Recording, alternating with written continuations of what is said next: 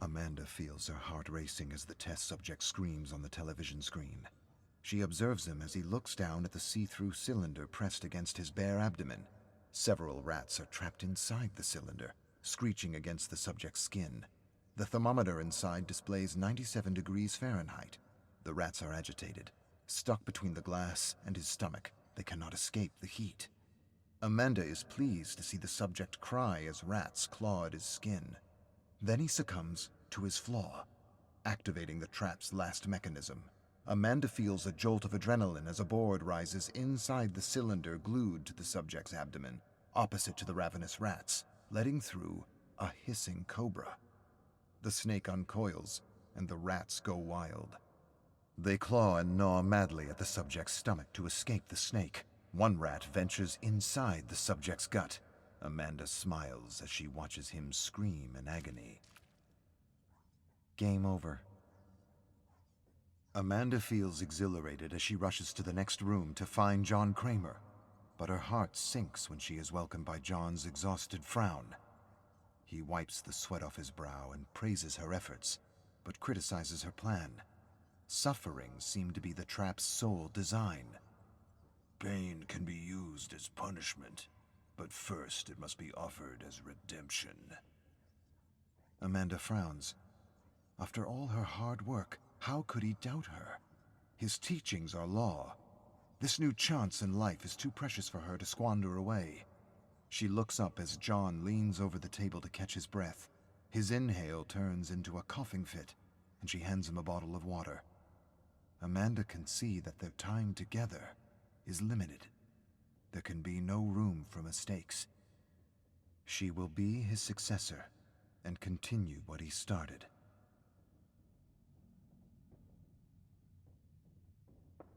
John staggers inside the meat plant. Dark circles are under his eyes, as if he has not slept in weeks. Amanda usually sleeps no more than 4 hours per night, less so before a test. The excitement keeps her wide awake.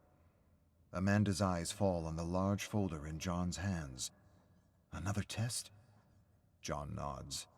He is compiling information on Grace Wright, an amiable politician campaigning for the upcoming election.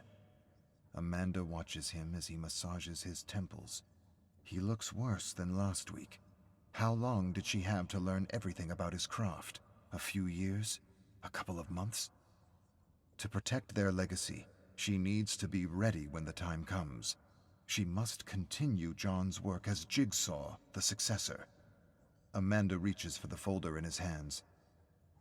Let me show you what I can do. John's tired eyes stare at Amanda, who holds his gaze firmly. She is ready, and they are running out of time. He nods reluctantly.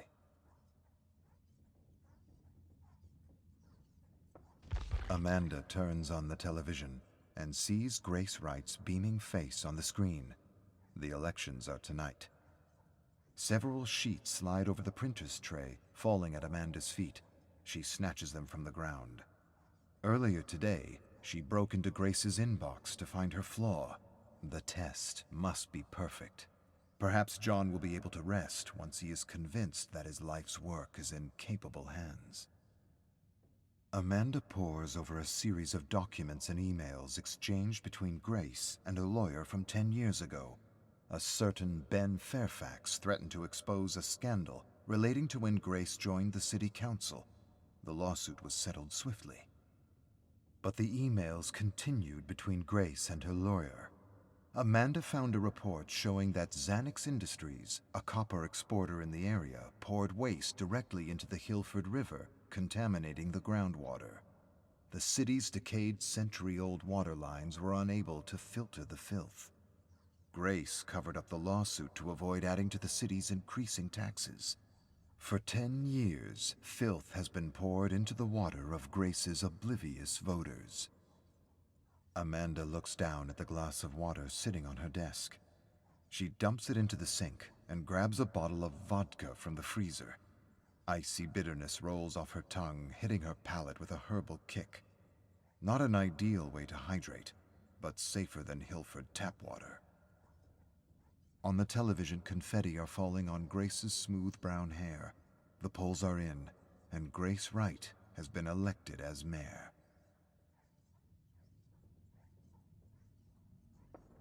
Amanda receives a cryptic message from John. When she meets him at the Gideon meat plant, her doubts are confirmed. John looks pale and frail. The side effects of his medication seem as draining as the disease itself. His gait is slow and meticulous, as if he is calculating the cost of each step. Amanda grabs his arm to help him sit down. He can no longer conceal his pain, not from her. She examines him as he catches his breath. Beads of sweat are purling above his brow. Her leader, her mentor, her father is dying. Amanda clenches her fist. What will I do without him? Panic twists her stomach in knots, and then another sensation. Something akin to trepidation. No, excitement.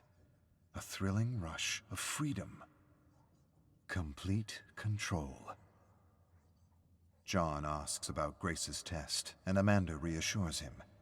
His legacy is in good hands. She will prove it to him.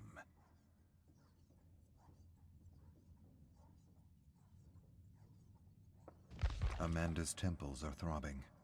It has been weeks since she slept more than 2 hours per night. She pops a painkiller in her mouth and winces as the pill scrapes her dry throat. She ignores the bitter taste lingering in her mouth as it melts. No time for sleep or water. She is scouting the sinuous tunnel network under the Gideon meat plant for Grace's test. The throbbing grows acute, and Amanda massages her temples while walking. Her head feels as if it's going to explode, but she cannot stop. John needs her. This migraine will cease soon enough. Her mentor has no such privilege. She has little time left by his side. Eventually, all tests will be her responsibility alone. When the time comes, she must be ready. Amanda points her flashlight at the blueprint of Gideon's underground and retraces her steps. While examining the vast tunnel network, another thought crosses her mind. Soon, Gideon will be her domain. A thrilling sensation of alarm and excitement follows that thought. Her flashlight illuminates a familiar fork in the tunnel. Left leads to the underground bathroom, and right leads to the meat plant's wastewater. To follow in John's footsteps, she must craft a test that aligns with Grace's flaw. A corrupt ambition to rise and become mayor while sacrificing the health of thousands. It is time to give the mayor a dose of her own poison. Amanda crawls into the tunnel on her right.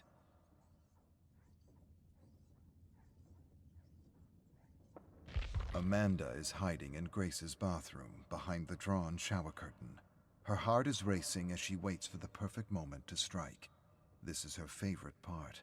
Adrenaline is flowing, heightening her senses. She feels like she can take on the entire world without fatigue or pain. She feels awakened, despite not having slept for days. Waiting for her prey, she feels alive and powerful, every second stretching into a blissful, intense high. That is the real power of John's teachings, a second chance at living in a heightened state of mind. Amanda hears the door creak open in the hall. She strains to hear if someone is with Grace. A pair of footfalls confirm what Amanda already knows from Grace's schedule. The mayor is alone tonight. The bathroom door screeches open. As soon as Grace steps inside, Amanda strikes. A fight follows between the two women as water spills over the rim of the bathroom sink. Amanda slams Grace's face into the mirror. Grace shrieks and headbutts Amanda, and a jolt of pain courses through her masked nose. Amanda stumbles backward, but the adrenaline kicks in. She is ready for this. Grace pounces on her and grabs her pig mask, but Amanda elbows Grace in the gut and leaves her gasping.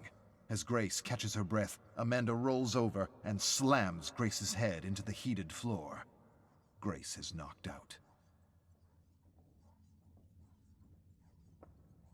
Amanda is toying with a water bottle made of glass. A pile of keys lies on the table in front of her.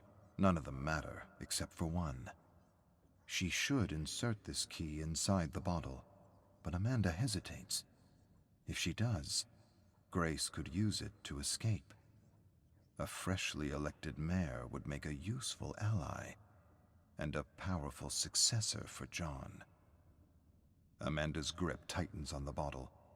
She would do anything for her mentor, even betray his teachings. Redemption should only be granted to a select few, after all. She pockets the real key and drops a fake inside the bottle. Then she throws the bottle into a pool of meat wastewater. This is Amanda's design as the rightful and only successor of John Kramer. Game on.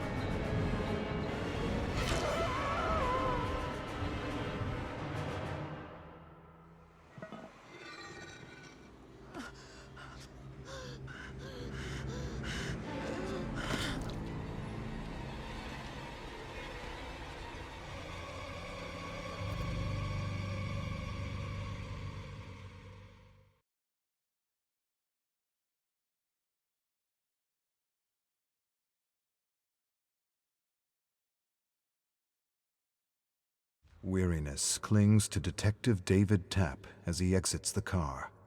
He straightens his shoulders and sucks in a deep breath, but he knows it's still there, in his eyes. They always betray him. The stroll up the sidewalk to Mr. and Mrs. Serenko's home is brief. He wishes he could stretch it out, take each step slower than the last, but this was his choice. He volunteered to tell them their missing son, Shane, is dead. Should have taken the vacation. Could be on the beach frying up slabs of meat. What the hell was I thinking? He was so close to getting on that plane. At the airport, waiting to board, his wife's hand reaches out, locks her fingers around his, squeezes tight. He squeezes back without thinking. In his other hand is the coroner's report on the Jigsaw killer's latest victim. He promises he'll only glance over it, then stow it for the rest of the week. Female, 37 years old, fragment of a drill bit found in the wound on her hip. Unconventional design, custom made for a company that went belly up in the 80s. Tapp remembers the company's logo, grew up a few blocks from their factory. Could the place still be abandoned? It's too important to leave to someone else. He can cancel the plane tickets, take the loss, and try again in a few days. He turns to tell his wife. A tear streams down her face before he even opens his mouth. It sounds like someone else's voice when he says it. Your son Shane is dead. There's an outpouring of emotion on the parents' faces. Shock, devastation, agony. Too much for a single word. It's as if they're cycling through trauma with each second, pouring it from their bodies in howls and cries. Tapp stands and waits, tries to ignore the discomfort, reminds himself that what they're going through is far worse. He's a spectator, torn between offering condolences and leaving them to their grief. Either choice lacks sincerity. All these years and he still doesn't know what to do. No one ever does. The father screams, and it reminds him of Shane. It brings him back to where it started, as memories from hours past take over. He remembers it clearly. He arrives at the factory. It's abandoned. He snoops around, checking for signs of forced entry. 20 minutes pass. No footprints, broken windows, or snapped fences. A nagging doubt starts from the back of his mind and pushes forward. Left your wife behind to trounce around an empty lot in some old-as-shit building? This is one hell of a vacation. There's an apology forming somewhere, but it sounds no different than the past few. Still, better put something together before he heads home. She's had hours to talk to her mom, and that woman will fan the flames just to watch him choke on the smoke. Get some flowers, or too cliché? Yeah. Well past the point of floral arrangements counting as a get-out-of-jail-free card. Anyway, there's no... A sudden noise. A scream? It was barely audible, in a range that makes him question if his mind is playing tricks on him. Hold up. Don't rush this one. Take a close... screw it. He needs to be right about this. Close the case so he can go home, tell her it's over. He's sorry. He messed up. He's a bastard. That's behind him. He'll make it right. Just stick around. He'll make it right. Shoulder up, he takes a running start and slams into a rickety door.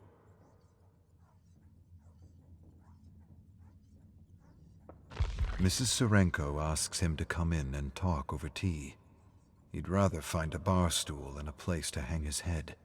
Somewhere where only a waitress will interrupt. He wants nothing more than to decline the invitation. Of course, anything I can do. I'm happy to stay and talk.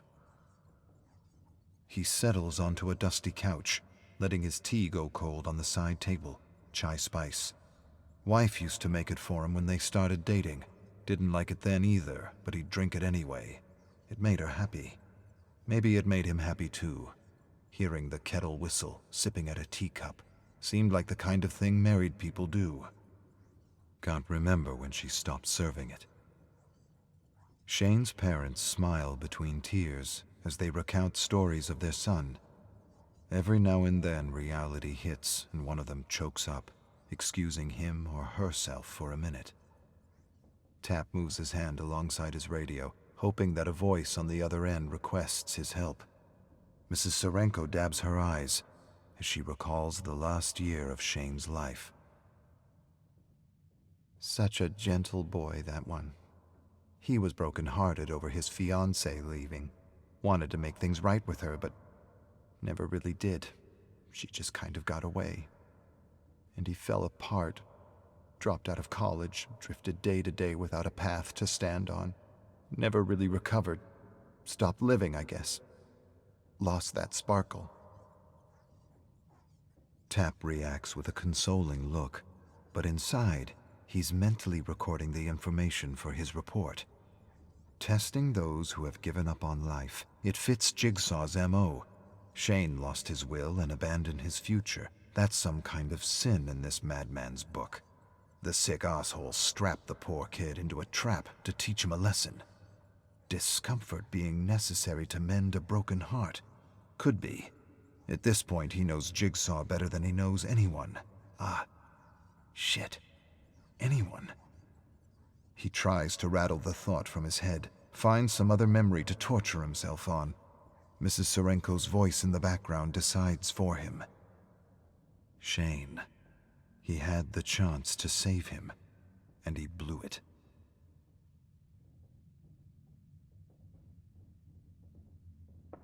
The scene plays over again in his head, beating against his skull like a bad hangover. His eyes adjust to the darkness of the abandoned factory. Slivers of light pierce the gaps in the boarded-up windows. Stale air fills his lungs. He paces forward, moves between a row of shelves, looks to the floor, sees footprints in the thick dust.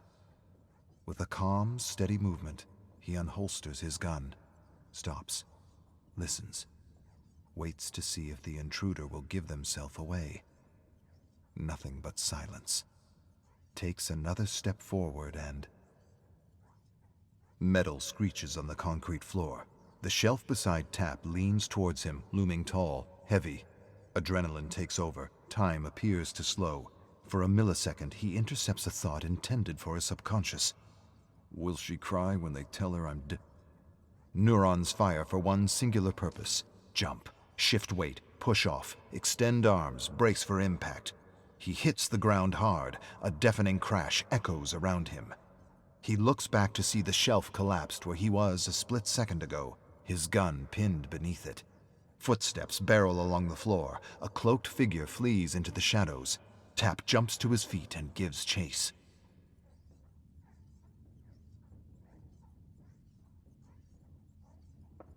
He sprints after the fleeing figure, trying to catch a glimpse beyond their cloak. He shouts to stop, knowing it's futile, but... "Mr. Tapp? Officer?" He's abruptly pulled from his thoughts. Mrs. Serenko patiently holds a photo out to him. He doesn't want to see it. He'd rather turn his attention to his tea, take a cold sip and stare at residue swimming along the bottom. He knows he can't. As much as the guilt rises in his throat like bile, he knows he has to play his role in this ritual. He takes the photo. A young Shane, dressed for prom, smiles at him, a bright, eager grin.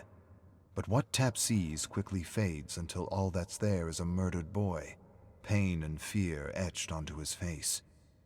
Then he remembers. There was something else in Shane's eyes when he first saw him. Hope. The belief that maybe he would be saved. That one hurts most. Tapp chases the cloaked figure into a dimly lit room, electronic beeps ringing out as he enters. He stumbles, nearly freezing in shock at what's before him. A terrified young man stands 15 feet away, metal hooks piercing his back and arms, keeping him from moving. A jackhammer is propped in front of him, chained and locked to his neck and torso, its tip pointing into the left side of his chest. On the wall behind him is the picture of a heart, broken in two. A timer counts down, 45 seconds. Shane screams, stretching for a ring of keys dangling in front of him, hooks ripping at his back and arms. Blood trickles down his body. Tapp runs to him. Hold on, kid. Breathe. Breathe. Don't move. Tapp grabs the key ring, picks a key at random, shoves it into the lock around Shane's neck, forces it. Nothing. Grabs another. Useless. Hands shake, looks at the timer. Another one. No luck. Footsteps patter along the concrete. The cloaked figure emerges from the shadows and makes a run for it. There's still time to catch them. Shane screams, his hurried breath making his words incoherent. Tapp looks back to him. Damn, hold still. Almost got you. Another key that won't work. Or was that the one he tried before? That can't be right. Which? The cloaked figure races towards an emergency exit. There's no time for Tapp to think. Tapp stands at the front door as Mrs. Serenko puts a hand on his shoulder, offering him a sad smile. She thanks him for being with Shane in his final moments, for providing what comfort and support he could. I know that made a difference for him. Shane never did well with being alone. Tapp's mouth dries out, heart drops into his stomach. He tries to form a word, but only clears his throat. He nods and hopes that's enough. Pulling his jacket on, he turns, tries to find his footing as he paces away from the house, the walk longer than he remembers. He wants to shout, or collapse silently, maybe both. He reaches for his phone, scrolls to his wife's number. This was the routine. Call her. Tell her it was a rough night. He'd bring home ramen, maybe some beer, stay up, talk, watch reruns on TV, wake up on the couch wondering who fell asleep first. His thumb hovers over the send button, but he can't bring himself to press it. Too late for that. No matter where she is, she's gone. Long gone. Just him and Jigsaw now. The realization shakes him. The burden pushes down, unconfessed, unconsoled. Without her, the memory of what really happened to Shane burrows in and festers.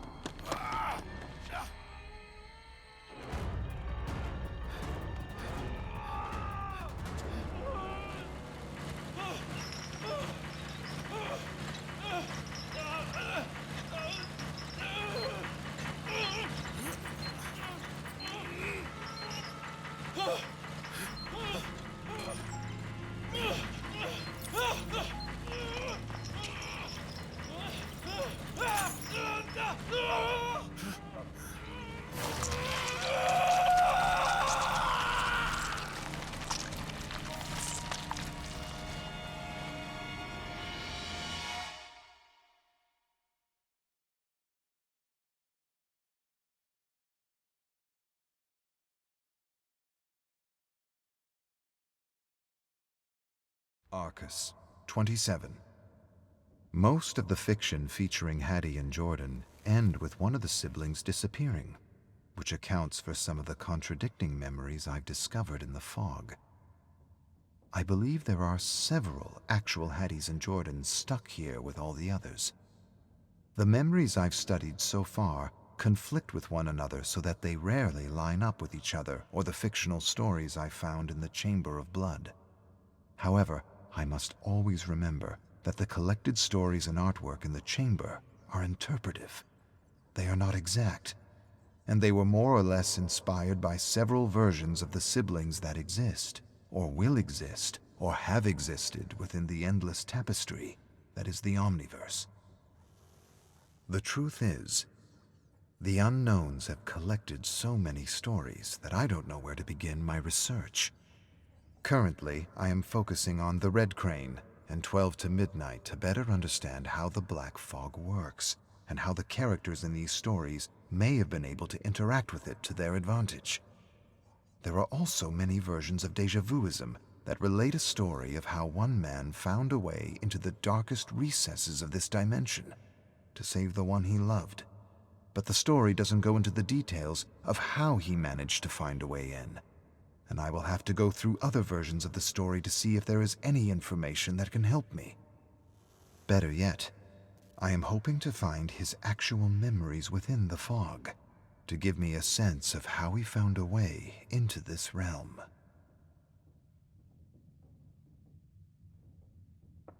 Chamber of Blood, Day of Night, Mahan Singh, 1. Mahan Singh spent 17 years amassing a fortune for his estranged niece by leading mercenary missions all over the world for Leviathan Securities. A decorated soldier in the Indian Army, Mahan was discharged after 13 years of service for disobeying orders while on assignment for the United Nations.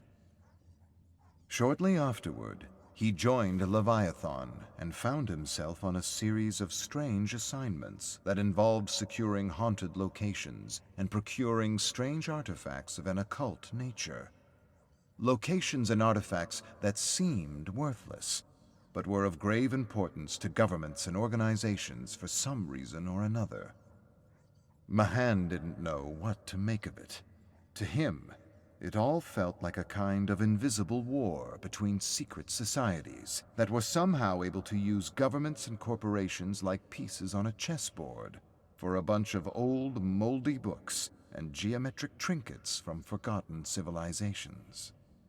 Now Mahan was pinned behind a crumbling wall in a village in the outskirts of Nairobi, Kenya, with his fallen units scattered in pieces all over the surrounding dirt roads. He had been fighting all day against different units, and was fresh out of luck and ammunition.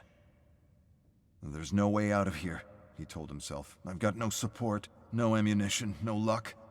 Why do you need luck when you have a weapon and your wits? You've been in worse situations and survived. Think you were beaten, and you were beaten. I am beaten. You are almost beaten, and that's not the same thing. Suddenly, Mahan heard the surrounding mercenaries yelling at one another in Russian. They were planning an attack and coordinating with one another. He peeked around the corner, then ducked fast as several rounds punched holes into the wall, sending clouds of dust and stone into the air. He cursed in Punjabi, grabbed his automatic rifle, then craned his head ever so slightly to see fast-moving silhouettes against the full moon, closing in on his position. Quickly, he crawled into a nearby home and hid the asset, the ancient scroll, underneath several corpses of British agents he had killed just before the Russians had decided to join their party. Then he hid in the shadows, holding his rifle by the barrel, refusing to die without a fight. They probably all work for the Collector, he told himself. Crazy rich man with too much time and money on his hands. Shaw just wants to make sure he gets the scroll before another eccentric billionaire beats him to it. And from where does this prize come? It supposedly comes from a lost elder civilization with advanced and forbidden knowledge. Nonsense, all of it. A bunch of ancient stories about pagan priests and barbaric rituals and cosmic deities told around a campfire. Ancient sci-fi at best. Taking a deep breath, Mahan heard their almost inaudible footfalls before he saw them. His eyes narrowed, and his face hardened as two mercs entered the moonlit doorway. With a groan, he launched himself into the air, smashing the butt of his rifle against one head and then the other. Both mercs collapsed to the ground, unconscious. A split second later, Mahan yanked a loaded rifle from the hands of one of the fallen mercs and rushed through the doorway, taking cover behind a well spilling over with thick, buzzing flies like living black soup. Inside the well were the rotting bodies of those who had sought the scroll but had found death instead. Mahan buried his nose in his arm and suppressed an instinct to retch. Then, seeing a merc, he lifted his rifle and pulled the trigger. Bullets tore holes through the neck and face as the mercenary staggered back and forth, then fell against a wagon with the pulpy head hanging by a shred of flesh. As he searched the shadows for other mercs, Mahan suddenly heard the crunch of stone behind him. He whirled to fire, a second too late. Several rounds pounded into his Kevlar vest like a jackhammer, sending him stumbling backward into the black soup of death. A moment later, the surviving mercs loomed over the mouth of the well as a thick black fog coiled around them like a snake. Taking a deep breath, Mahan closed his eyes and waited for a death that never came. Instead of a report ripping through the darkness like a clap of thunder, he heard a scream, followed by a cry and then shrieks of agony. When he opened his eyes, the mercs were gone, as though they had been erased by the fog. Mahan struggled through the putrid blood and fluids to climb up and out of the well. As he pulled himself over the gore-covered mouth, he noticed the world had been plunged into an abyss of fog. Before he could make any sense of what was happening, something snatched his ankle hard and tried to pull him back down. Desperately, Mahan gripped the edge of the well and held on tightly. He looked to his feet where he saw multiple hands yanking and clutching at his legs. He held on for dear life, but his hands slipped in the blood and gore and soon gave way. With a terrible cry, he fell back into the gore as bony hands clawed at his legs, his arms, his throat, his beard, his nose, his turban, and pulled him deeper and deeper into the darkness. Needles of pain burst inside his head as he drowned in thick fermenting blood. He knew with a strange resignation that he was dying, or that he was already dead, and that he would never know his niece or what had become of her. After his wife and parents had died in a plane crash and his brother had disappeared, she was the only one left. She was his only family, and he swore he would always take care of her. But then life happened, and in the end he had only taken care of himself. He had lived a lonely, selfish life, counter to his upbringing and his beliefs. He was a walking contradiction who had somehow convinced himself that he was cursed, that everyone he had ever loved died or disappeared, and that he was doing his niece a favor by staying out of her life. He had somehow convinced himself that he was keeping his bad luck away from her, while he amassed a fortune that he would one day leave her. But Mahan knew it was all a lie. He didn't know the first thing about nurturing and raising a human being. Raising his brother's daughter terrified him, and that's why he had clung to any reason he could to abandon her. All he knew was killing and destroying in the name of governments and corporations. And as the darkness swallowed him whole, Mahan realized in horror that killing and destroying was all he would ever know. Mahan had failed his ancestors, he had failed his family, he had failed his brother and his niece. He would never know her hopes, her dreams, her likes or dislikes. He would know nothing, except the inky blackness that swept over his eyes and the unnameable terrors that awaited him in the great unknown. Mahan opened his eyes with a start. He was still in the well, submerged in the putrid death stew, staring up at thick black fog drifting over him, as he heard a whirring sound, the sound of a motor accelerating and decelerating somewhere in the distance. He took a moment to gather his senses. He didn't remember much. He remembered being shot, stumbling back, and falling into the well. Everything after that moment felt like a nightmare that had been inspired by one of his father's stories. The one where unarmed, peaceful protesters were shot dead and stuffed into a well, and left to rot in the blistering Punjab heat. With a painful groan, Mahan reached out with trembling hands to a jutting rock, and with difficulty pulled himself free from the gore. Rock by rock, he climbed his way up the festering throat of the well and finally pulled himself over the mouth and into the thick black fog.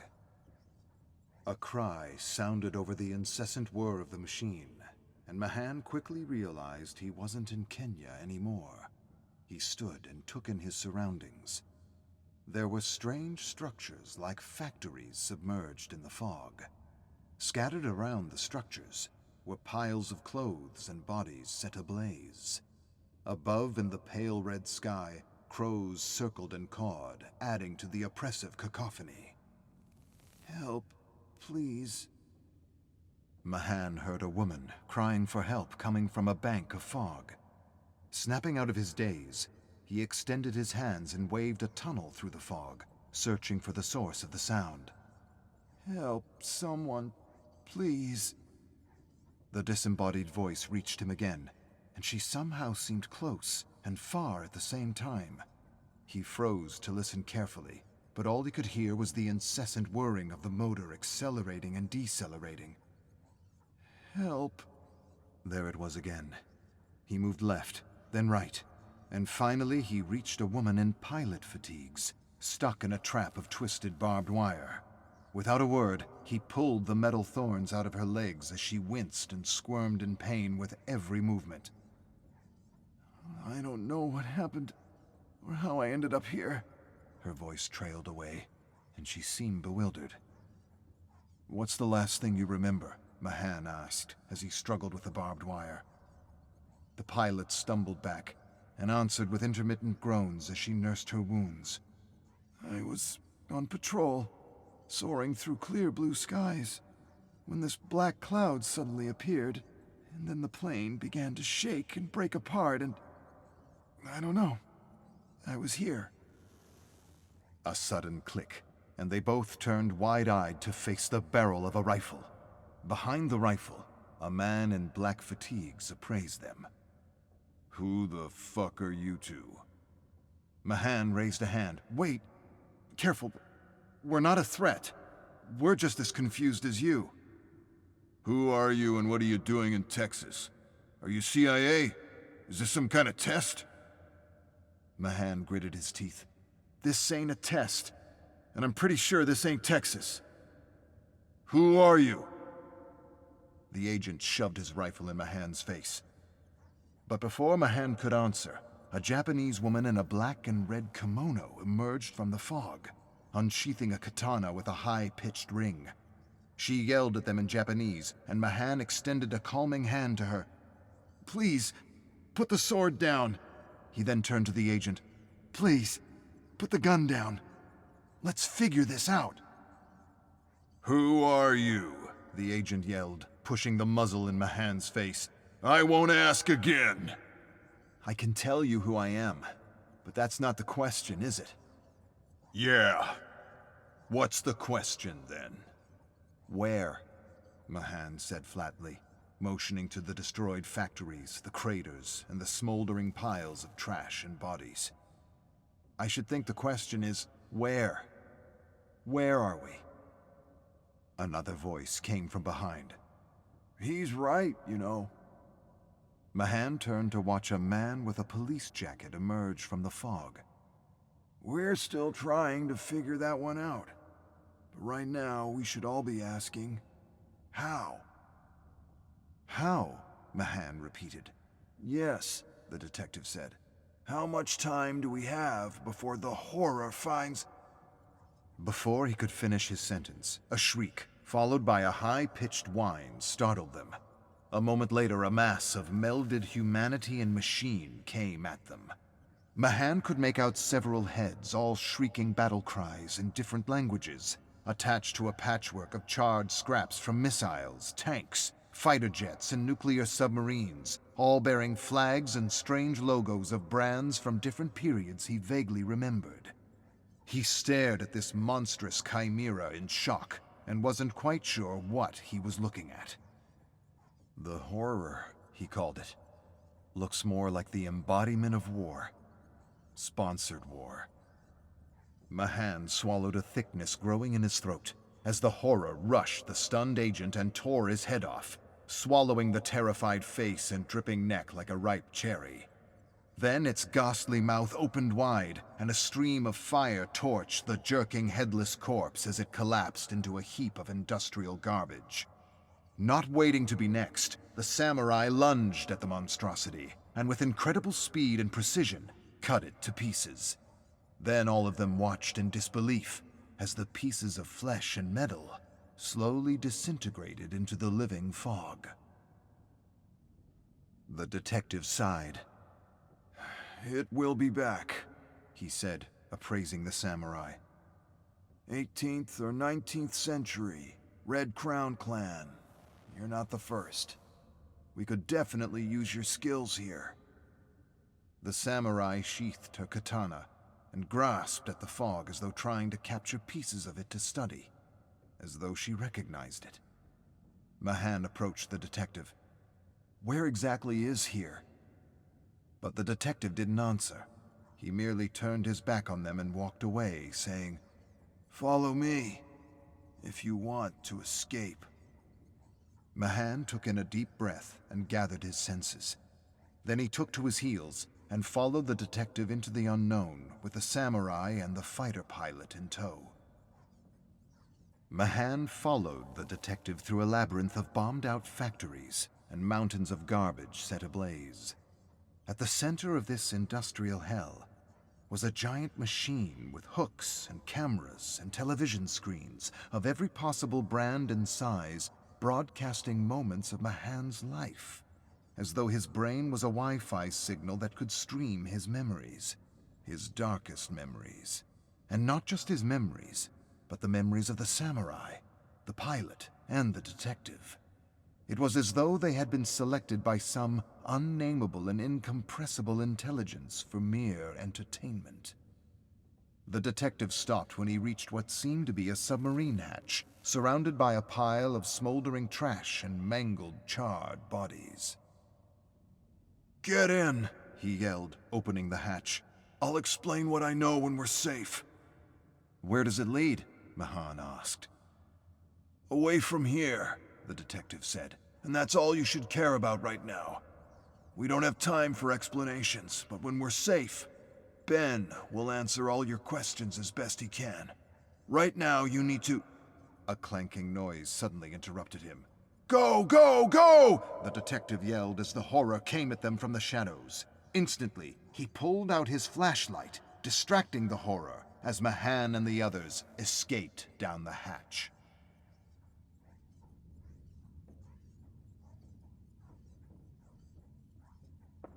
Arcus, 34. There are countless horror stories about mist or fog in the chamber, and not all of them are related to the entity. The unknowns have done an adequate job at separating the relevant from the irrelevant stories, making my research on what others have written about this place and experience easier to conduct. What is it about the fog, and not just black fog, that has inspired so many stories throughout the Omniverse? Chamber of Blood, 12 to midnight, dark age to come. The sound of a bottle clanging against the ground greeted Hattie as she entered the half-burned building that had gone up in flames nearly a week ago. Thick, smoky air stung her nose as she stepped over shards of glass and heaps of charred wood. Bright city lights spilled through the shattered windows and crumbling walls. Carefully, Hattie picked her way across the floor toward the elevator, where she found the door leading to the stairs. A sign on the door warned her that the entire structure would be demolished in the morning. There's still time, she thought, as she ascended the narrow stairs. I've got a few hours to convince Max that he's not crazy, that he's not losing his grip on reality, and that something is happening to our world, something only a few of us can see and feel. Hattie reached the last door at the top of the stairs and pushed her way onto the roof. There she spotted a man sitting on the ledge with thick, tangled hair and a weathered army jacket, drinking himself to oblivion as he stared out at the bright lights of the city. She approached him slowly, and he didn't react or even turn to regard her when she sat down beside him. She merely sat in silence, listening to the police sirens wail in the distance over the horns and the muffled music coming from the clubs and bars below. At last she said, "I thought I'd find you here."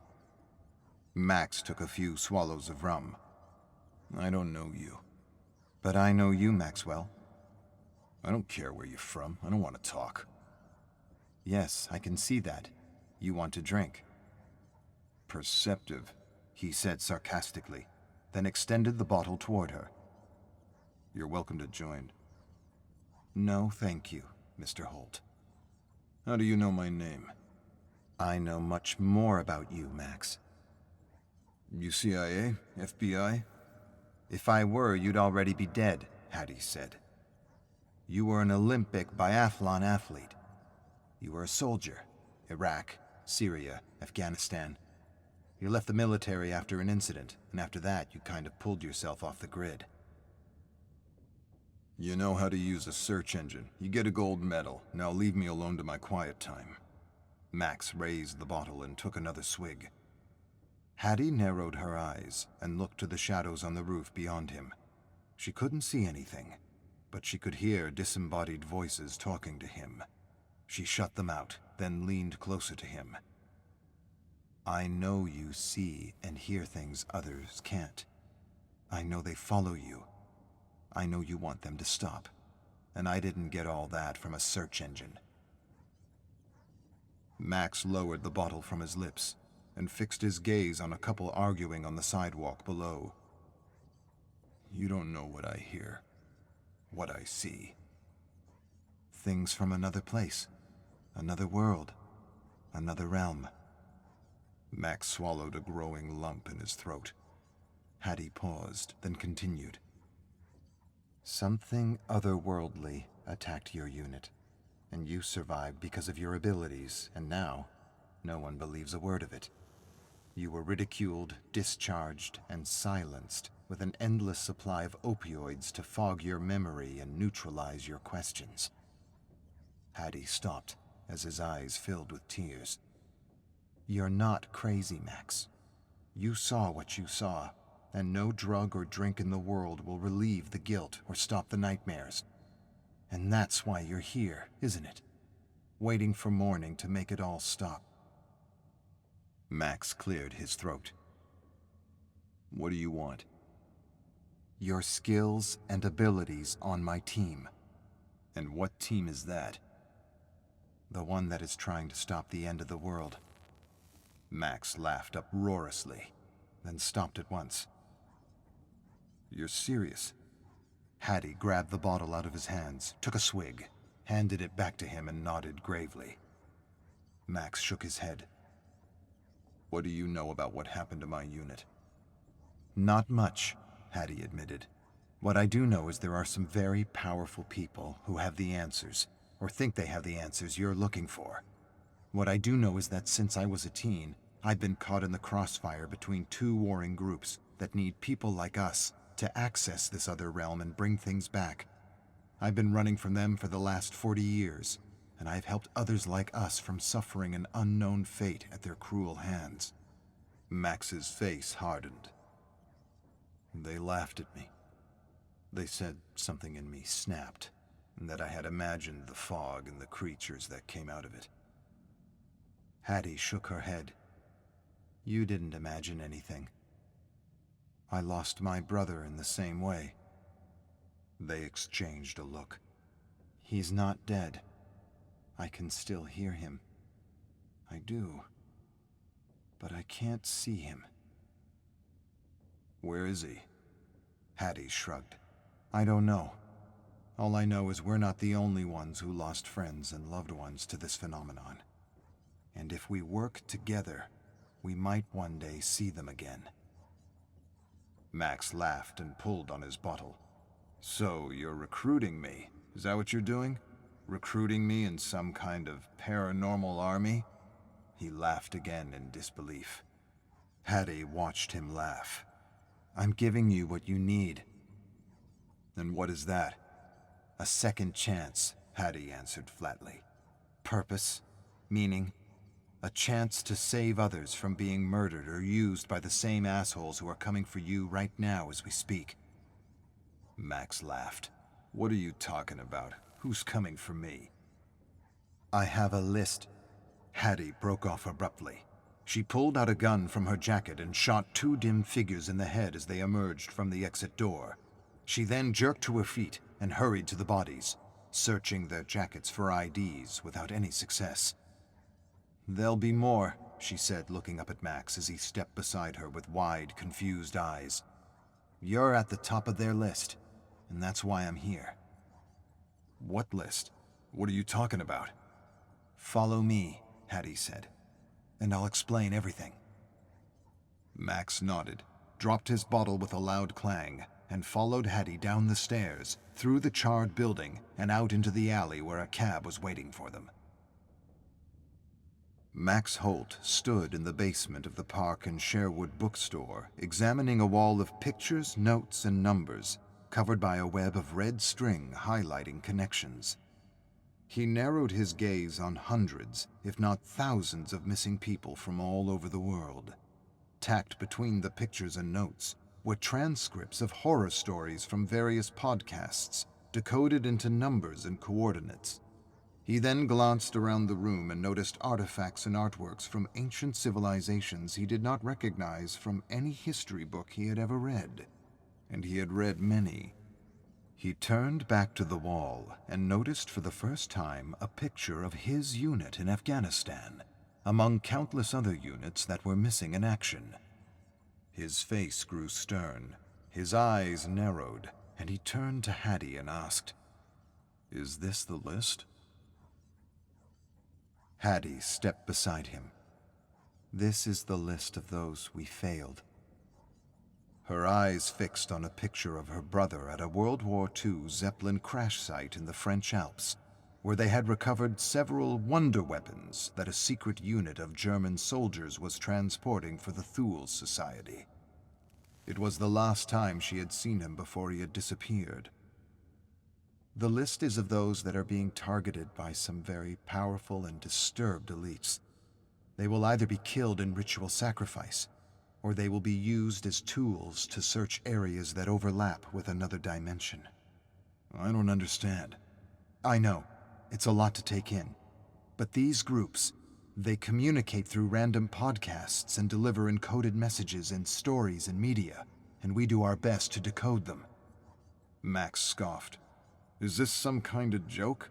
Codes and stories? That's your list? Hattie shook her head. This is real. There are people who are in serious danger, and you can help them. You left the government because they laughed and ridiculed you. That won't happen with us. We know what you saw is real. Max approached the picture of his unit. I've got names and places and endless funds at my disposal, she said. We're 12 to midnight, and only a few of us know it. And I need you on our team, not theirs. Minutes? Seconds. 12 seconds. These groups, Max queried, are they that powerful? You have no idea. Max extended his hand, touching the picture of his unit. He then followed a red string to a passage culled from a horror story. From the passage, he followed yet another string to a series of numbers. The time, day, and place the creatures in the fog attacked them. Hattie stepped away and soon returned with a folder, pulling out a picture of an abandoned cemetery in Chile, along with a picture of a man. She handed the pictures to Max, and he stared at them for a long, thoughtful moment, before nodding that he would join her team.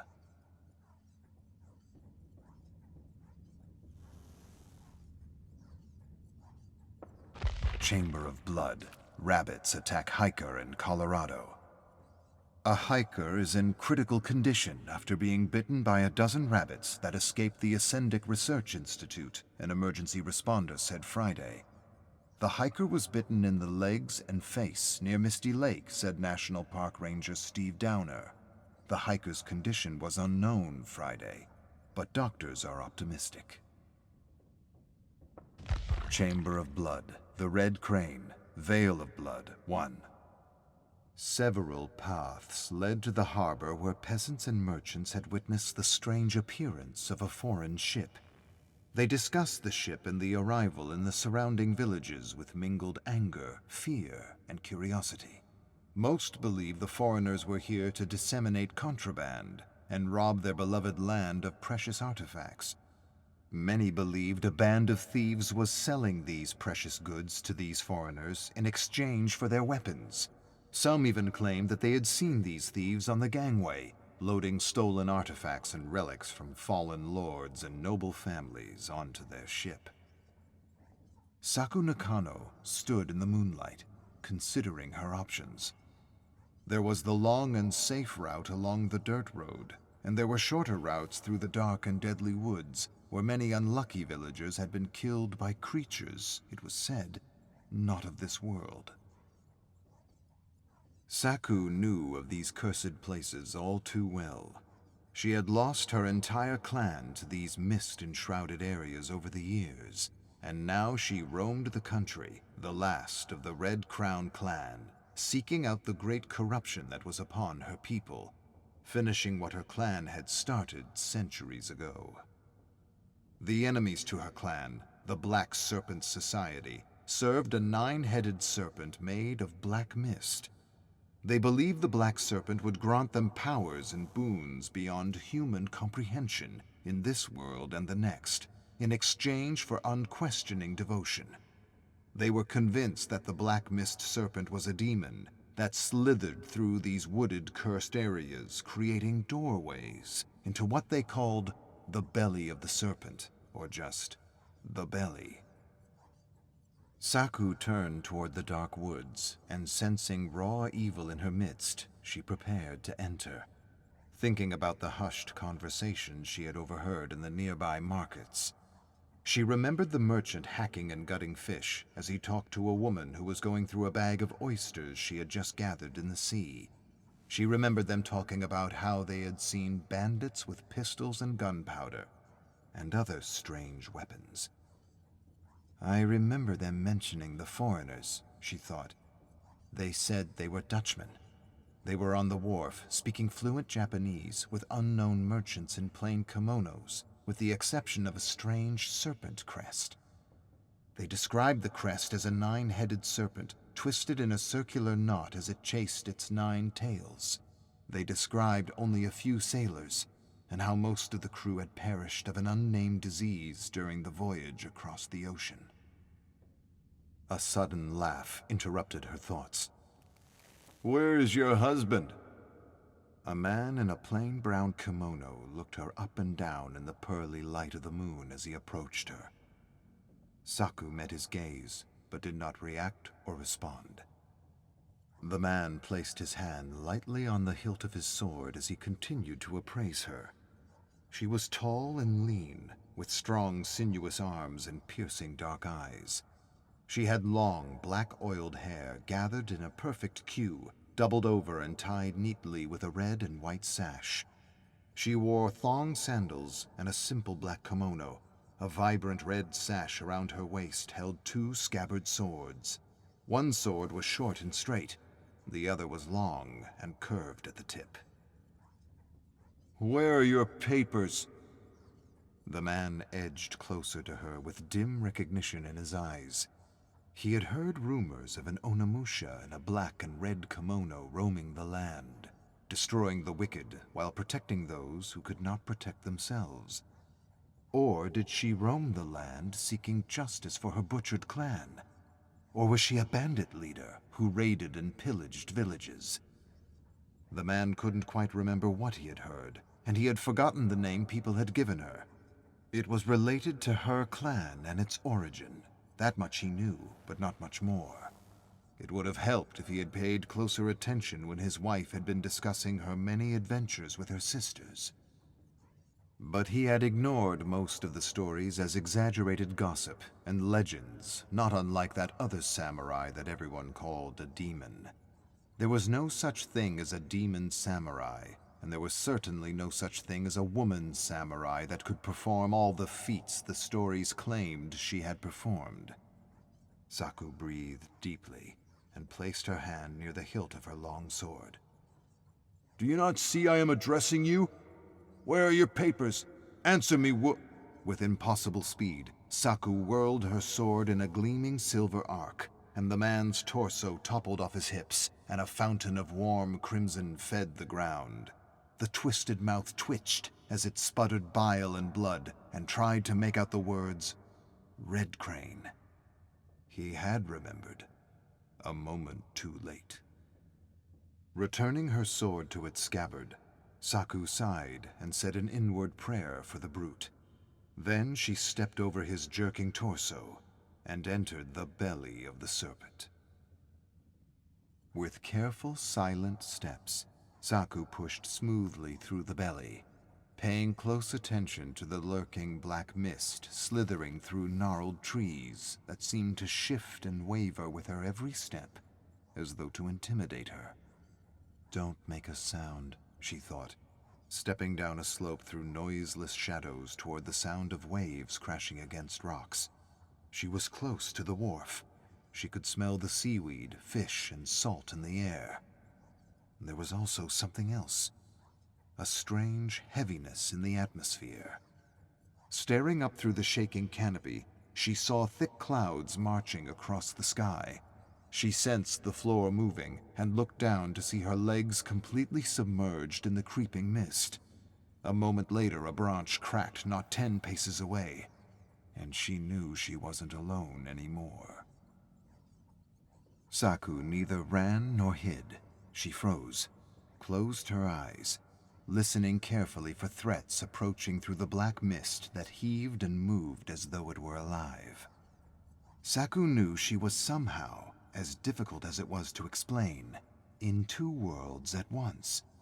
And she knew there were demons and monsters in the other world that hunted within these overlapping areas.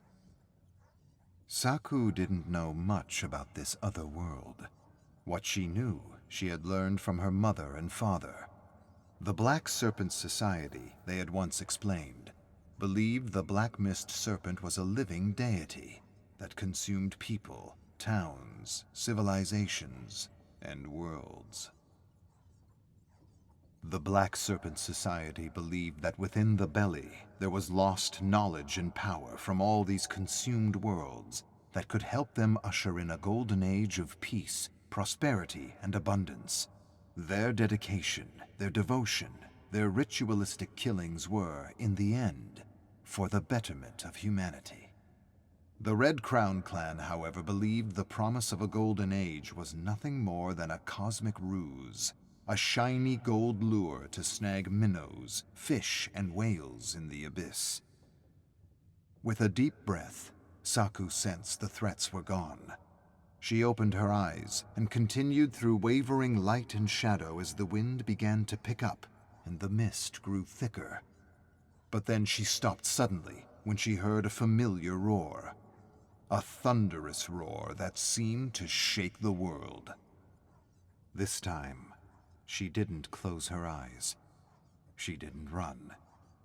This time, she silently lowered herself by a tree as she heard the pounding footfalls of a giant samurai in shiny green and gold armor approaching. She heard him smashing bushes and trees with his kanabo as he searched for her in the shadows. She knew without seeing him that she was being hunted by the samurai that had been corrupted and turned into a demon by the Black Mist Serpent. Her sister had told her many tales about this samurai, how he had once been a man of honor and conviction, how he had hunted and executed corrupt merchants and false samurai, how peasants and villagers began calling him a demon because of his savage methods, and how he had ultimately been turned into the very thing he hated most, the very thing the stories depicted him as, The Oni Samurai. The very same Oni her sister savagely battled long ago when they had been caught in the mist. She had escaped, her sister hadn't, and now all she wanted to do was take down this demon and make him tell her where she was. But Saku knew better than to lose herself in the past. She pushed the memory of her sister out of her thoughts and instantly found her focus. She looked through a gap in the trees toward the wharf, where she saw orange specks of light against the wall of darkness that was the sea. She could make it. She could outrun him to a place where he could not follow. Looking over her shoulder, Saku saw the giant samurai only 10 paces away. He was decked in shiny gold and green armor, and carried around his back a massive leather bag, dripping thick blood at the bottom. A few heads jutted out of the bag, and clouds of buzzing flies surrounded him. The Oni searched the trees and bramble, and was now only 7 paces away. Unexpectedly, something jerked away from a bush, and he launched at the creature and smashed it with his kanabo, losing his bag in the attack. The bag fell, and dozens of heads rolled toward her. One head stopped at her feet and stared at her with wide-open eyes. Saku gasped as she suddenly realized she was staring at her own face. She fixed her gaze at the other heads in the mist and thought that they all seemed to resemble her, as though this demon samurai had already decapitated her countless times before. None of it made sense. Impossible, she thought. It cannot be, and yet it is. Have I fallen to the demon before? Are there others like me in the demon world that made him? But look, a scar. Saku observed the head at her feet and noticed a long scar on the side of her face. She instinctively felt her own cheek where the scar should have been. It was proof that this was someone else, though she could not deny the resemblance was uncanny. Saku swatted flies and reached for the head to get a closer look, but then she suddenly froze when she heard a terrifying roar not 5 paces behind her. In one fluid motion, she dove into a thicket as the kanabo missed its mark.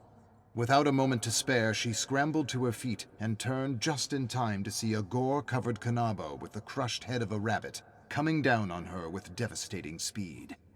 Quickly, she sidestepped and withdrew her sword. An instant later, she slashed off the demon's arm with a roar of her own. But knowing the arm would grow back in the mist, she turned and charged away, desperately running for the beach. She had downed the demon before, but somehow it always managed to rise unscathed to continue the hunt. There was no defeating the demon. There was only one option: escape. As she rushed through the woods, she turned back to see the demon chasing after her. She pushed herself to run faster and faster, and just as the demon lunged at her again, she dove out of the mist through a break in the trees to a place he could not follow. The demon samurai stopped suddenly and watched her closely. Saku clambered to her feet, brushing off sand, seaweed, and salt. She turned to face the edge of the woods where she saw red glowing eyes fade into the night. Then she heard the crunch of rocks behind her, followed by a clicking sound. She turned slowly to face the barrel of a musket pistol glinting in the moonlight.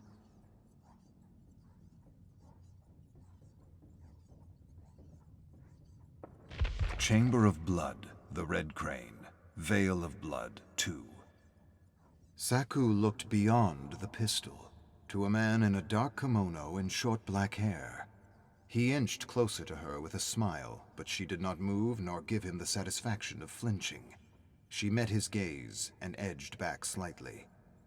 Then she stared off in the distance, where she could see shadows moving about a cluster of abandoned homes near the wharf. The small village had been abandoned, no doubt, due to its proximity to the woods and the creatures that lurked within the mist.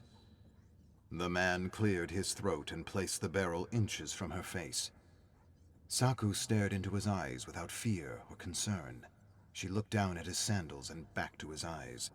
"Move," he ordered, his ignorant smile widening. "I know who." A sudden flash of moonlight, and his head toppled off his shoulders before he could finish his sentence.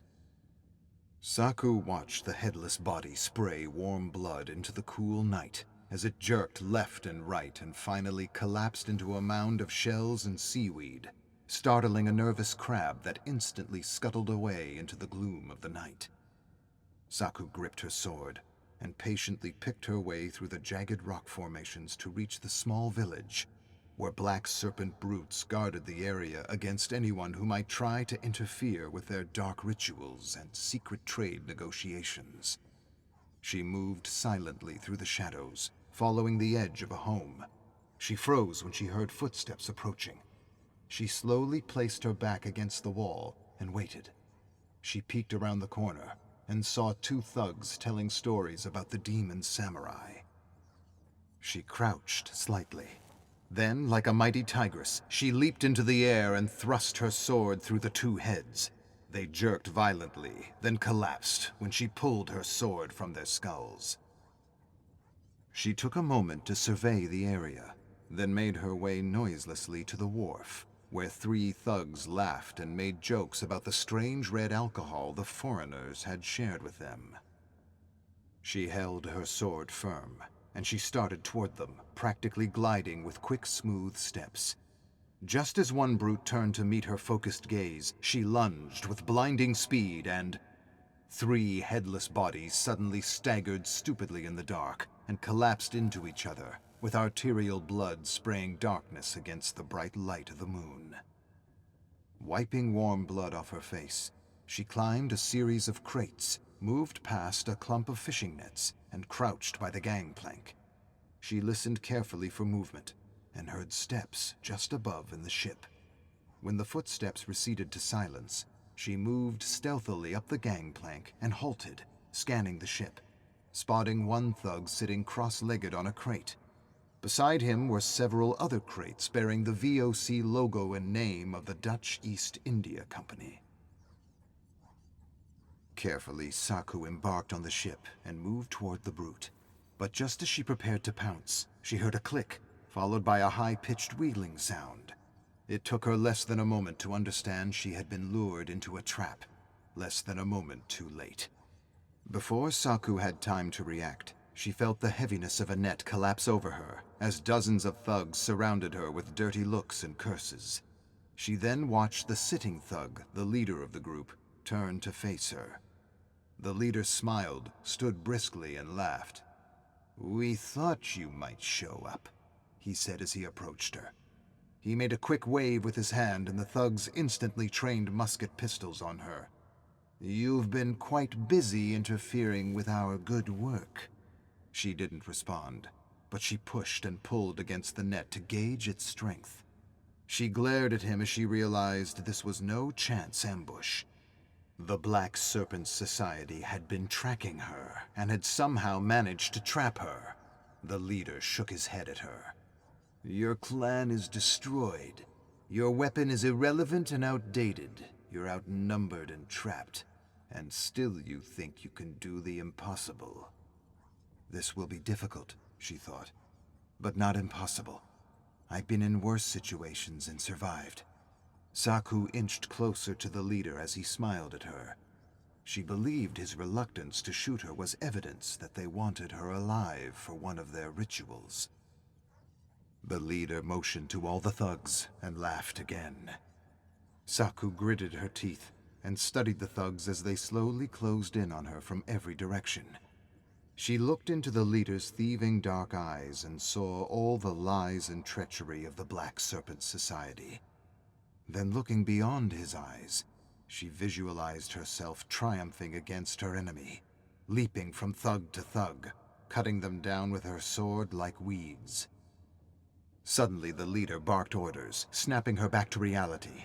The thugs inched closer to her with hideous smiles and wide, nervous eyes. "Surrender willingly," the leader said flatly, "and we will reunite you with your clan, as misguided as they may have been." Saku understood his meaning. He believed their rituals would open a doorway into the nameless realm, where they were supposedly trapped and cursed to live out an endless cycle of life and death for reasons beyond comprehension. Saku didn't know what to believe. What she did know was that she wouldn't allow these thugs the satisfaction of serving her on a sacrificial platter to the darkness they served and she had promised to destroy.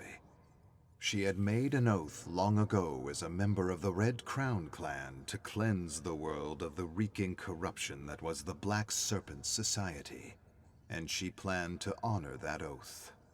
With the strength and power of her ancestors coursing through her veins, Saku instantly rushed forward, her hand thrusting through the net. Powerful fingers grabbed the leader by the scruff of his kimono and pulled him in. Then, using him as a human shield, she whirled as pistols fired and balls ripped through his belly, chest, and skull. Through the rising smoke from the pistols, Saku could see the thugs trying to reload. Without a moment to lose, she tossed her busted and shredded shield to the ground, and with difficulty, she sliced through the net with her sword. A moment later, she was a hurricane of death and destruction, leaping from thug to thug as her hissing blade painted the deck red. The thugs didn't know what to do. They were too stunned to react.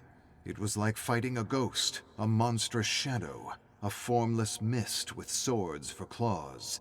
Their futile attempts to parry her attacks with pistols met empty air as limbs fell and heads rolled. It was a horrible nightmare, as if by some strange, ironic twist of fate, the Red Crane actually drew her power from the Black Mist Serpent, so that she was somehow a servant of the very darkness she had sworn to eliminate. When the last thug fell with a gasp, Saku found herself surrounded by blood and carnage. She took in the stench of gunpowder as her gaze slowly lowered to a thug groveling like a maggot. She had sliced his legs at the knees, and he was crawling away with nervous elbows that slipped with every move in the growing pool of blood. Wiping the gore off her face and kimono, she blocked his path and crouched to face him. The thug looked at her with widening eyes. A bleat of terror rose from his throat that rose to a shrill pitch as she raised her sword and ended his service to the Black Serpent Society. Saku rose slowly and, searching the ship, spotted a cluster of oil lamps glowing and flickering atop a crate. With focused determination, she picked her way through the bodies and kicked the crate, sending the oil lamps scattering to the wooden deck below. The lamps spat liquid fire and set the deck and lifeboat ablaze. Then, walking away from the burning ship, Saku considered everything she had just experienced. Trapped. How did they know she was coming for them? How could she have taken the bait? How had she been lured so easily? Enough. Warriors do not waste time with what-ifs and what they should have or could have done. What matters now is the present and taking the next right step. Where to now? She couldn't think straight. Despite all her training, a flame of anger burst in Saku for her careless mistake. Yet she repressed her frustration and knew there was no use for it. Anger would only cloud her judgment and waste her time. She needed to keep her composure because her friends and family could not have perished in vain. Because she was the last of her clan. Because the Black Serpent Society had to be stopped. Because she was the hope of all those who believed she would end the darkness that was upon their land. Because she was the Red Crane.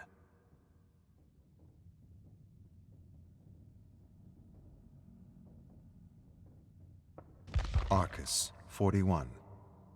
The mad designer sketches are preposterous, yet entertaining. I just went through hundreds of sketches of monsters and killers in tuxedos and golfing attire. It makes no sense.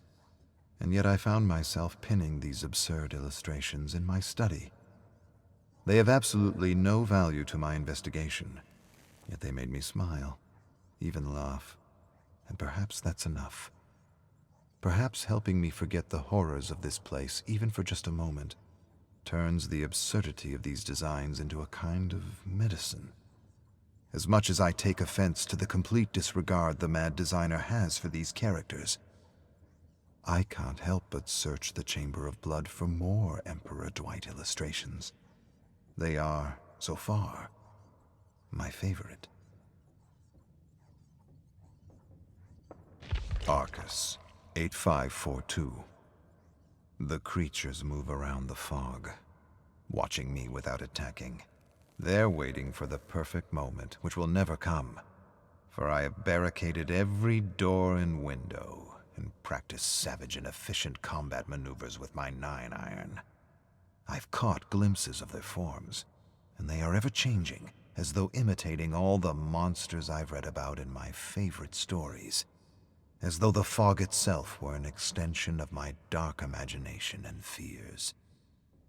I'm calling these horrible things creatures of the fog. Chamber of Blood, Deja Vuism. It was a book club, and they were arguing over the latest Edwin Cain novel, along with the interview the author had given, where he discussed a concept he had called Deja Vuism.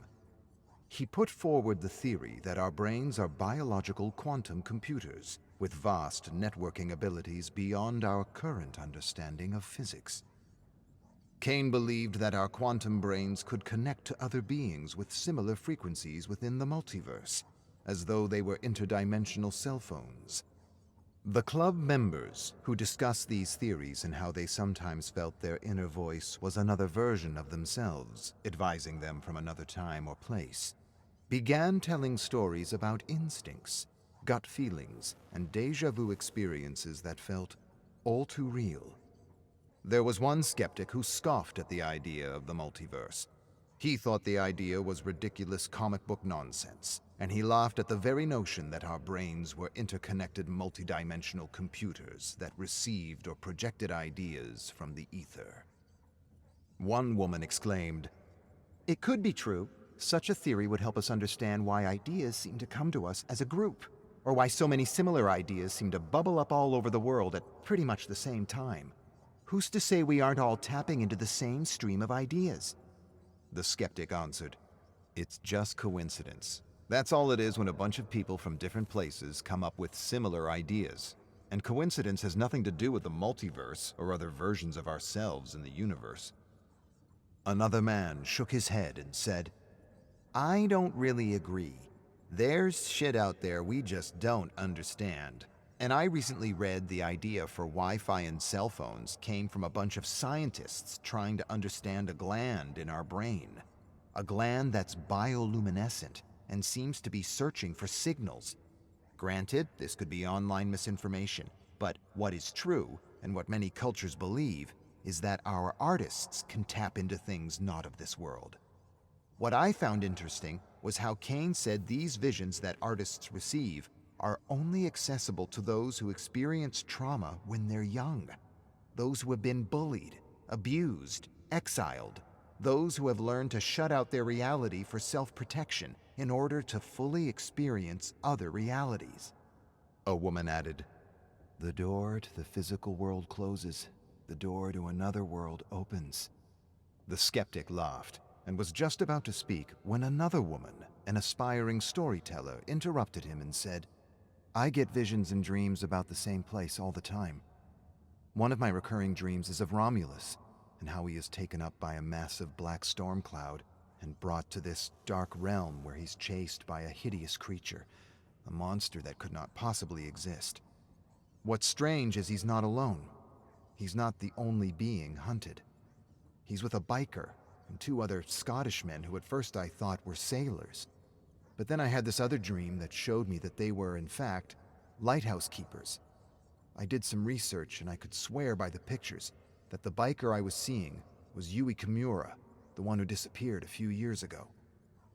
The skeptic laughed and said, "So what you're saying is the Emperor of Rome wasn't assassinated by his generals, but is somehow stuck in some kind of demented world with Yuri Kimura and 2 lighthouse keepers.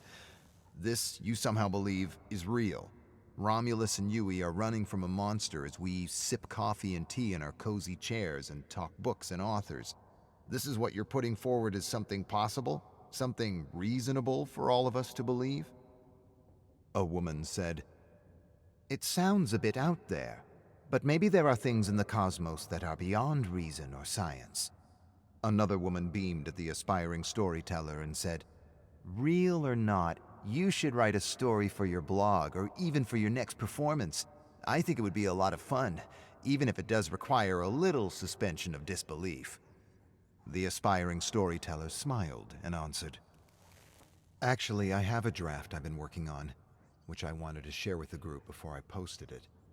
I'm still not sure if it's a story I can perform because it's a bit complicated and messy, but maybe you can help me find ways to energize and simplify it." Everyone nodded enthusiastically, except for the skeptic who rolled his eyes.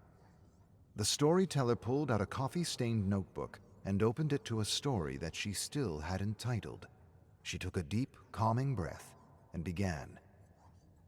"This story doesn't have a title, but I'm thinking of calling it The Tragedy of Cliff and Alex, who were real people and who disappeared before most of us were born.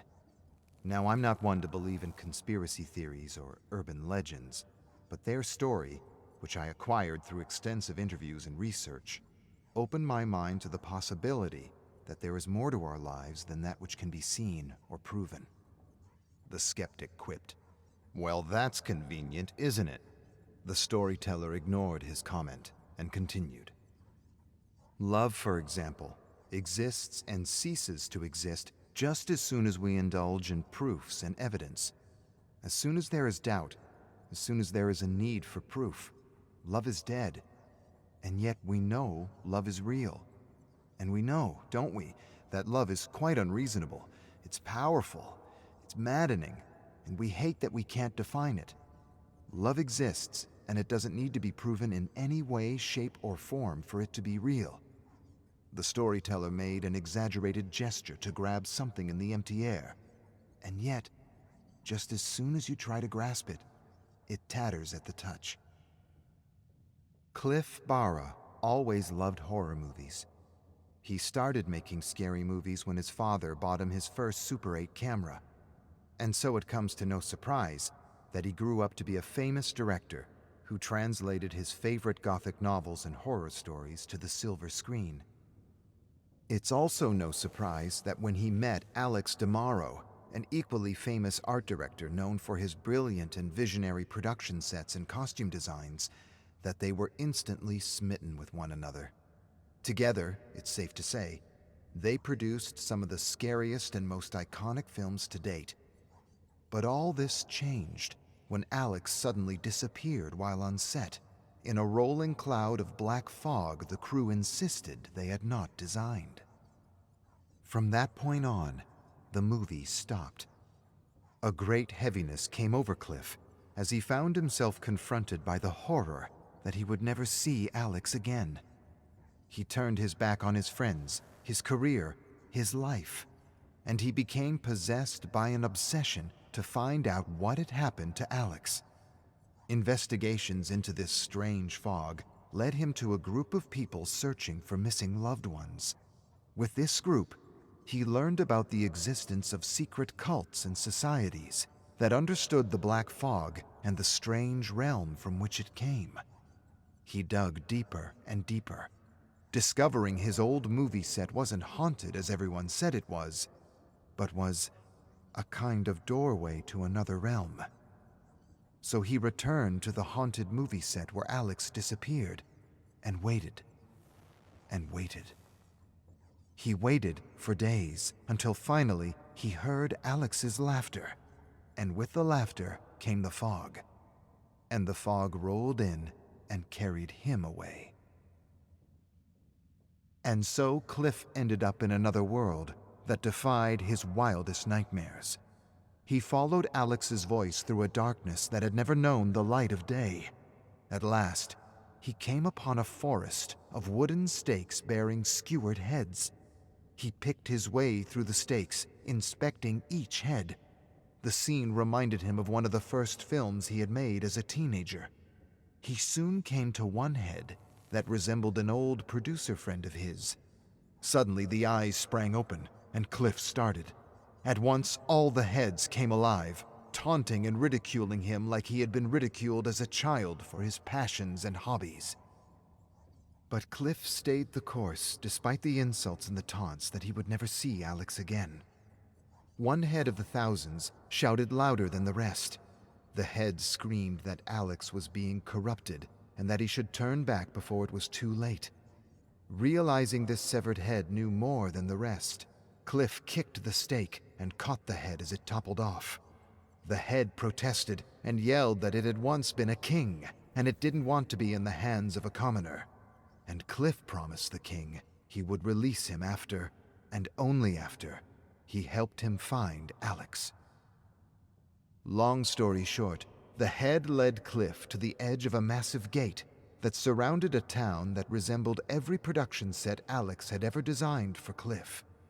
Before he could take in the area, he suddenly heard Alex screaming in the distance.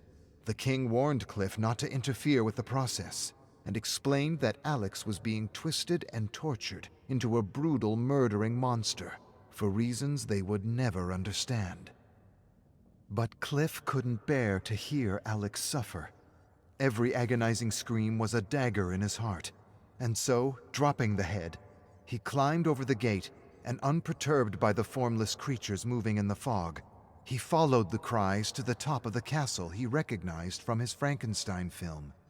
Cliff charged up the winding stairs to the roof, where he found Alex, agonizing on a metal table as bolts of lightning struck him every few moments from a thick, black storm cloud.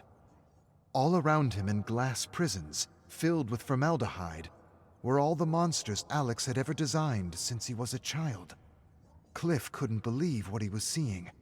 It was as if this living nightmare were all a projection of their combined memories.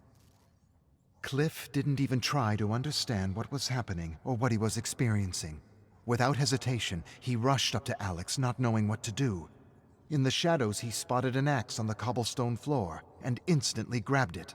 Then, despite the deadly lightning, he pushed through the sizzling and sparking pain to smash the chains that bound Alex to the table. Alex opened his half-conscious eyes with difficulty. He barely recognized Cliff. Alex squinted with charred eyelids and managed to murmur words that made Cliff smile. Then Cliff hefted Alex over his shoulders and charged down the stairs and out into the thickening fog, where frantic, formless creatures did all they could to prevent them from escaping. Cliff kicked, punched, and charged through the fog, smashing through creatures, crows, and claws, everything and anything the world set against him. He remembered the king telling him something about a hatch. The hatch would somehow lead to freedom. Desperately, Cliff searched the ground as he heard a roar followed by a clap of thunder. Pounding steps chased him through the darkness. He didn't even bother to look back. He rushed forward until he saw it, the glint of metal by a crumbling gargoyle statue from one of his movies. He ran to the hatch, opened it, and lowered Alex to safety. Then, just as he was about to descend, something sharp like talons clutched his ankles and pulled him screaming into the raging fog. I'd like to say that it all worked out in the end, and that they lived happily ever after. But that's not the truth of this story. The truth is, Cliff took Alex's place at the torturer's table, and was turned into a perfect champion of horror with little or no memory of who he was, or how he ended up in this dark realm. And Alex, well, he ended up with a group of stranded souls who did whatever they could just to survive. But that's another story for another time. Suffice to say that love torments all, bringing the best and worst out of us when we least expect it. The storyteller finished, and everyone was silent and inward, thinking about what they had sacrificed for love and what they would sacrifice for love. But not the skeptic. No, the skeptic was turning the story over and over in his head, searching for issues. At last, he broke the silence, asking, "What happened to the head? The talking head? Cliff just drops the king's head and then you never hear about it again. It kind of makes the story incomplete." A woman blurted out, "Who cares about the damn head? It's a love story." The skeptic added, "Also, I don't think you can use tatters as a verb." The storyteller smiled and politely said, "I'm still working the story. and the ideas are still coming to me in my dreams. I've been logging them in my notebooks, and I'll reread the current version more critically to see if I need to do something else with the talking head. Another woman said, "All that horror, and for what? To end up twisted and tortured and turned into some abomination worse than anything he ever filmed? I feel so bad for him."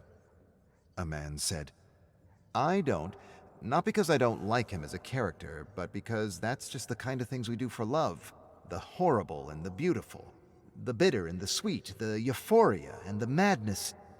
He lost himself in a memory for a moment. Love twists and torments.